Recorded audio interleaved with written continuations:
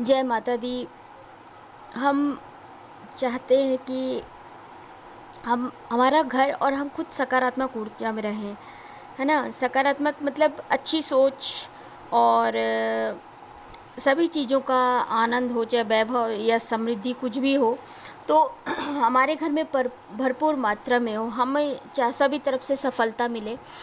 तो सकारात्मक चीज़ों के लिए एक तो खुद को भी पॉजिटिव रखना बहुत ज़रूरी होता है, और सकारात्मकता लाने के लिए पहले नेगेटिविटी को हटाना पड़ता है, अपने घर को प्रोडक्ट करना पड़ता है। तो जब भी हम सुबह उठते हैं तो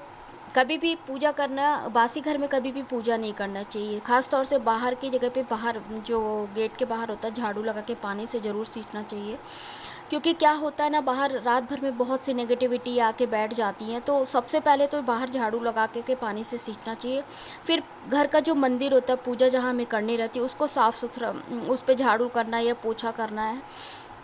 वो करने के बाद ही हमें पूजा स्थल पर बैठना चाहिए।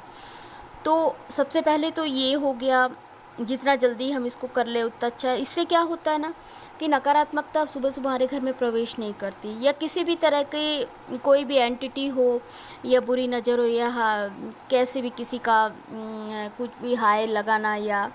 तो ये सब चीज़ें थोड़ी से हमारे यहाँ से दूर रहती हैं। और क्या होता है कि अगर नकारात्मकता घर पे आती है, तो क्या थोड़े थोड़े से घर के और भी सदस्य होते, मेंबर्स होते हैं ना, फैमिली मेंबर्स होते हैं ना, आपस में सबके साथ मनमुटाव सा होने लगता है, और जो बरकत होती है ना, उसमें थोड़ी सी कमी आती है। तो बार बार चीज़ों पे झुंझला जाना, या सब्जी फ्रूट्स रखे रहते फ्रिज, वैसे तो आजकल फ्रिज पे रहते, लेकिन तब भी वो सूखने लगते हैं, या तो दूध का कई बार ज़्यादातर फटना, ये सब एक नेगेटिविटी का एंटिटी को बताता है कि हमारे घर पे मतलब उसका वो आ चुका है। तो वही है कि सुबह आप जब भी हम सबसे पहले उठते हैं,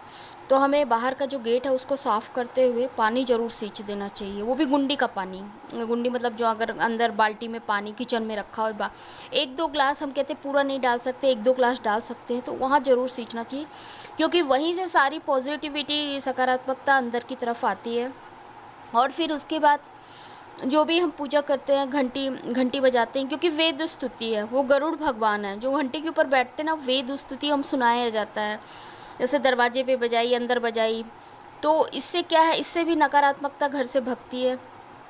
और बीमारियां कहाँ से आती हैं, जिसको हाई बीपी है, लो है, या शुगर है, या किसी तरह का थायराइड है, तो ये सब क्या आपस में जो हमारे अंदर जो चलता रहता ना, कि इसने हमें ऐसा बोला, या हम किसी तरह के गिल्ट में हैं, या कैसा भी है, मतलब हमें नेगेटिव फेस अगर हमको देखने को मिलता है, घर पे ही मिल जाता है, तो एक दूसरे की टेंशन की वजह से ही हमारे अंदर पे ये बीमारियाँ आती हैं। तो जितना ज़्यादा अगर हो सके तो वीक का कोई 1 डे, या फिर 15 डेज़ पे, जैसे एकादशी हो गया, प्रदोष हो गया, कोई भी अच्छी तिथि जिस दिन हम अच्छा वो मानते हैं, तो थोड़ी सी क्या हवन कर लेना चाहिए,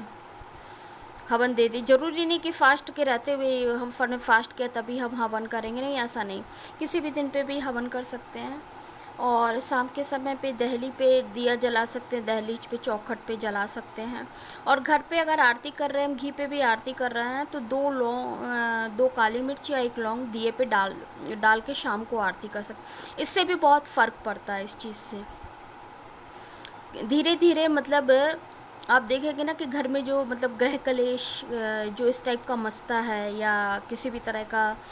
कि हम किसी को देखना, मतलब अपने ही घर में रहते हुए किसी को, अपने ही फैमिली मेम्बर्स को हम देखना नहीं पसंद करते, या बात करना नहीं पसंद करते, सामने से निकलना नहीं पसंद करते, तो ये थोड़ी सी चीज़ें कम होती हैं। तो इससे क्या, हम अपने घर को सकारात्मकता के एक घेरे में, मतलब एक पॉजिटिव उसमें रख सकते हैं, कि ठीक है, हमारा घर सेफ़ है, हमारे घर के लोग सेफ़ हैं। तो इस तरह से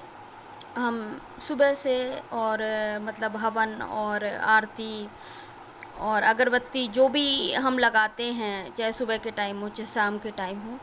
इस तरह करने से हमारे घर से, हमारा घर क्या सेफ़ रहता है। और इससे भी ज़्यादा अगर थोड़ा सा लगता है कि नहीं होता है, तो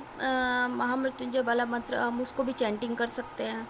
एक बार कर लीजिए सुबह, एक बार शाम को, ज़्यादा ऐसा ज़रूरी नहीं कि बहुत लंबा करना है, या फिर उसको चला करके छोड़ सकते हैं, उससे भी बहुत फ़र्क पड़ता है। जय माता दी।